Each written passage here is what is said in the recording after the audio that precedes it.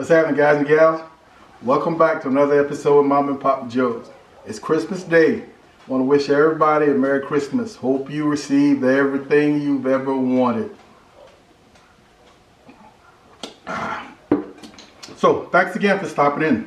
If this is your first time, I hope you enjoy what you see. And if you do, before you leave, please hit that subscribe button. Today we're going to be doing a simple cook. I was very lazy today. It's Christmas Day. I'm laying around.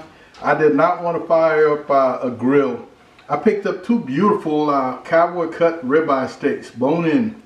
And after looking at how large they are, decided I was only going to cook one. And I'm not going to fire up the grill for one steak. So we're going to do them in the house. We're going to reverse sear them in a cast iron skillet. I think they're going to be absolutely delicious. I'm no cast iron pro, but what the hell. Let's see if I can make it do what it do. All right, let's get this show on the road. Here is our steak. Bone in. It's about 1.5 inches thick. And it appeared thicker until I put it in the fridge overnight. Just about 24 hours. So yesterday I lightly salted all over, put it on this rack, and this rack sits above the pan it's on. Put it in the fridge out in the open. What I do is a dry brine. You will notice that the salt on this rib actually comes to a liquid. The steak gets shiny all over, and then over the next hours, that liquid that the salt drew to the top of the steak is reabsorbed back into the steak. And what that does is it takes the salt deeper into the steak. The steak is such a thick piece of meat that it's hard to get any real additional flavor inside. So this dry brine technique really works. This steak weighed about 2¼ pounds prior to me knocking off a little bit of trim. She's not the prettiest thing. So right now it's about, with the shrinkage, it's about right at 2 pounds. It's gonna get it done. What we're gonna do is to put a little olive oil, any olive oil of your choice or any oil of your choice, over, because this steak is so dry that you will need something to attach, to get your rubs to adhere to this steak. And now I'm going to come back with my seasonings. You could use whatever seasonings you choose.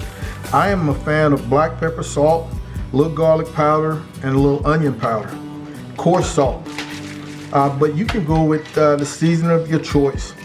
And once again, this is a thick piece of meat, so do not be afraid to lay your seasonings on heavy.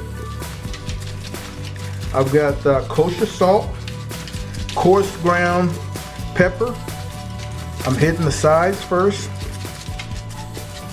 And like I said, pack it on there. Don't be afraid. Then we'll come back to the top sides.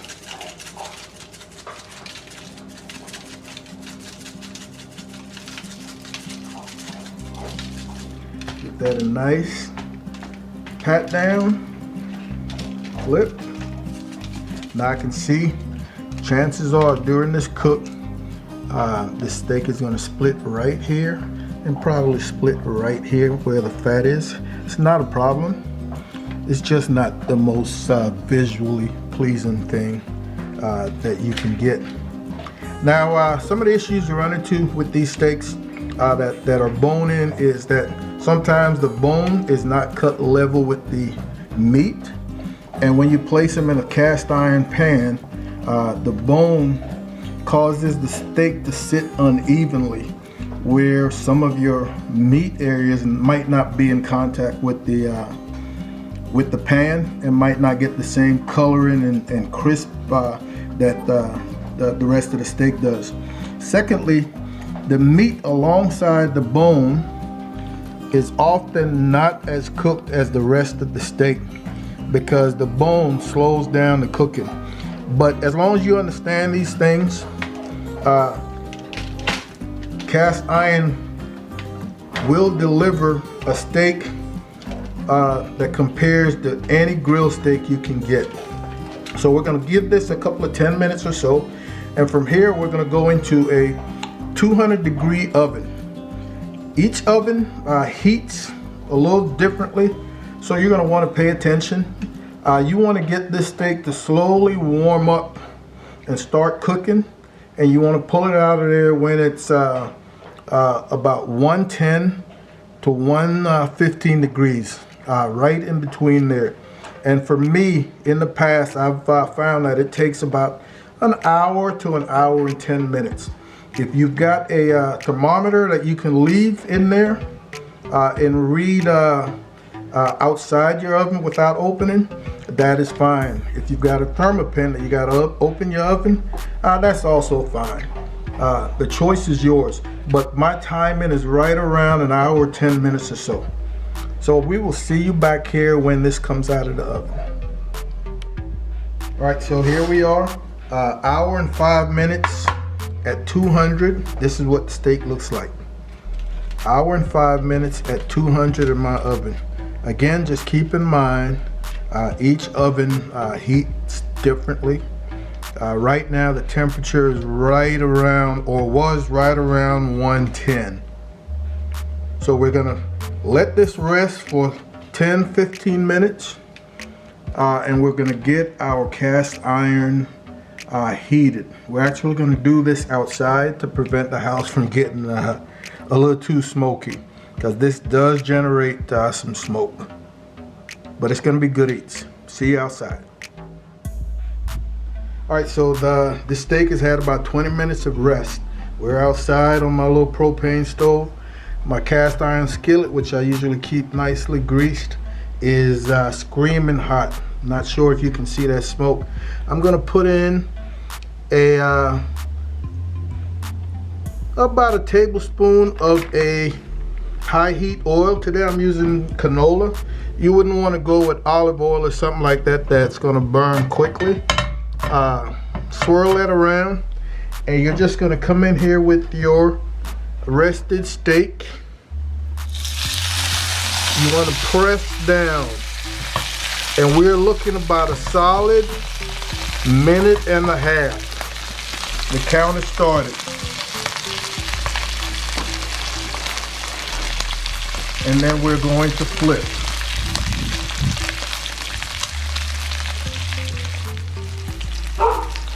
It's been about a minute, 45 seconds. Let's see what we got.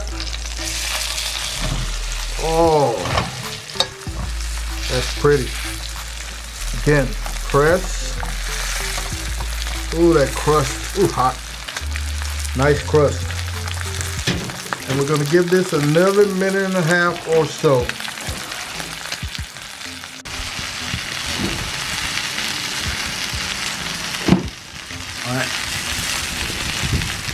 All right, it's been another minute and 45 seconds. We're gonna call it good. I'm gonna trust my my instinct, and we're gonna pull this and let it rest. See you back inside. All right, our steak has had 20 minutes for a good rest. Let's see what we've got going here. Our little cutting board.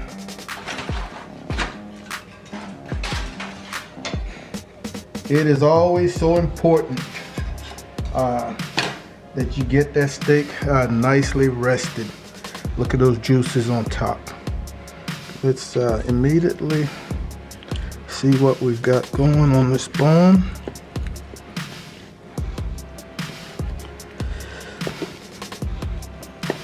Oh, this is gonna be good eats right here. So our little spinalis. Oh, that looks good. Right now, that looks good.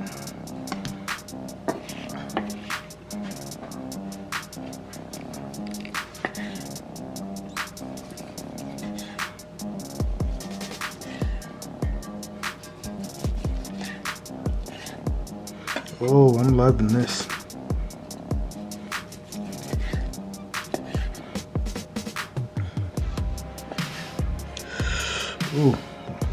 Love those juices. That's the perfect medium rare.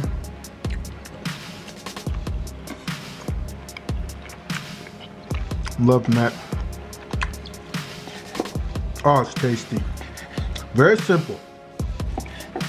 This is something any one of us can do, man. Doesn't require a whole lot of work. I love doing it outside because it cuts down on that smoke in the house. Cleanup is so easy.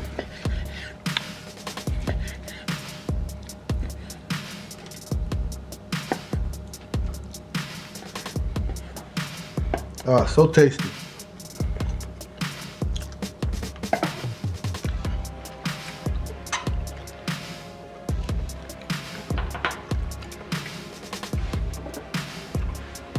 Ladies and gentlemen,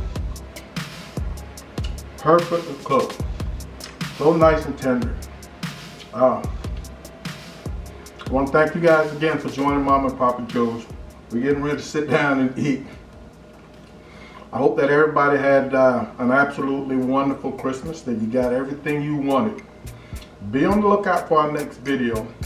After a heavy meal like steak, you want something a little lighter. So I think we're going to do something fish, maybe a fish sandwich, a smoked salmon sandwich. Has been on my mind recently, so that's probably coming up next. Once again, if you haven't yet hit that subscribe button, please help us out and do so. Mom and I are going to wish each and every one of you an awesome 2021. Stay safe. Hit that subscribe button. You know what you're going to get with Mom and Papa Joe's. You're going to get the good shit and not the bullshit. You guys take care.